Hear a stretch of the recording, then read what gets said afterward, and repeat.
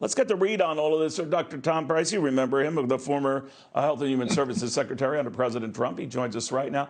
Secretary, good to have you.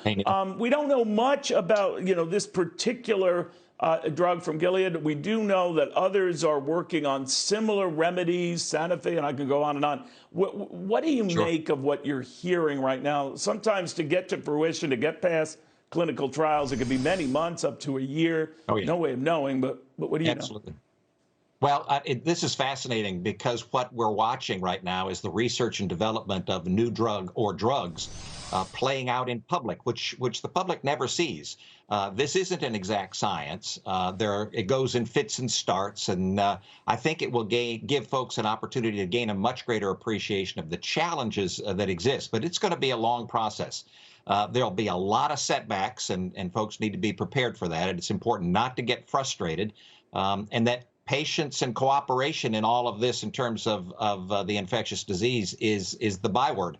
It's incredibly important, and that's not necessarily the strong suit for a lot of folks.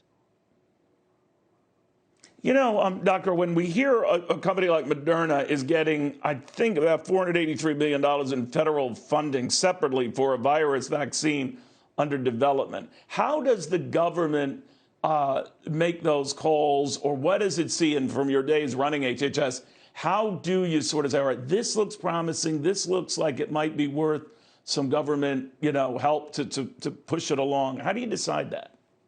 Well, an incredible amount of work goes into that. That money is coming through the NIH, through the National Institute of Health, and scientists are looking at all of these studies that are going on in real time over and over and over. And when they identify something that they believe shows significant promise, then that's where they put resources, because those resources are obviously finite. In Moderna's case, NIH obviously sees something that demonstrates to them that there may be promise with a vaccine through that company, and consequently they're putting greater resources.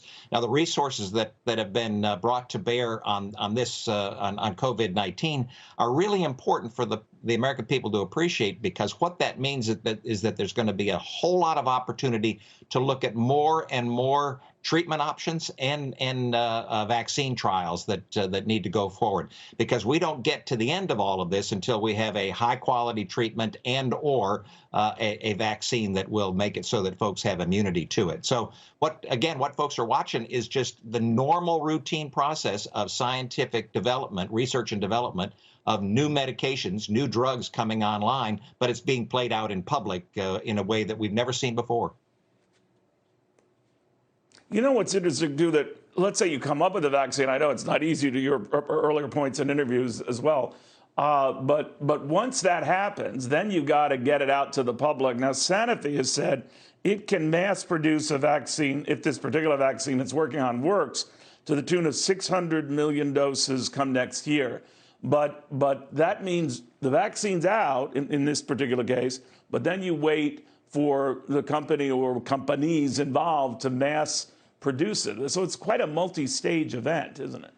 It is. And we see that, frankly, play out every single year with the normal influenza, the flu vaccine. Every fall, there's a new vaccine that comes online, and the work that's been done in the prior year to figure out what's the best way to formulate that vaccine. And then there are millions and millions of doses that are produced so that we can be safer as it relates to influenza, which again it continues to be a severe challenge for not just the United States but the world every single year. So vaccine companies, Sanofi and others, clearly have the capability to produce hundreds of millions of doses of vaccines once we determine the one that is going to be most effective for the coronavirus, which I think we will. I think that will come. This is not something that's the coronavirus is not something that's absolutely new. This is a new kind of virus, but it's not a new family of viruses. But remember that we don't have a vaccine yet for the common cold, which is a coronavirus. So right. Some viruses allow themselves the opportunity to make a vaccine against, some don't. And that's what this science is that we're watching in real time played out in public.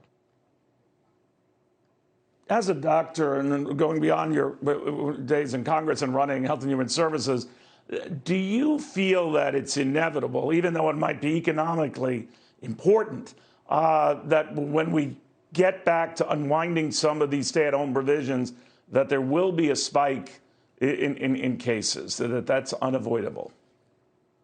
Well, I don't only think it's unavoidable, it's actually the natural course of a new infectious disease. The first step in all of this is mitigation, which is the physical distancing that we're undergoing. Then the next step is the detection, the testing, to make certain that we know who has it so that you can then trace those individuals and the people that they came in contact with, then treatment, and then prevention of the vaccine. But in that process, obviously, there are going to be some false positives, there are going to be some false negatives, there are going to be, again, this isn't an exact science, and so there will be individuals who believe that they have immunity, who the tests have shown have immunity, that will likely get infected, and then you'll have the potential is for another spike, and that's the normal course for new infectious diseases. So would not be unusual. In fact, we ought to anticipate that, and again, that's why I said patience and cooperation is absolutely the key, because that's what's required of a population in order to get through a new infectious disease. Secretary Tom Price, thank you very, very much. Good catching up with you and learning a few details about how this will all roll out when it does come to that. Tom Price.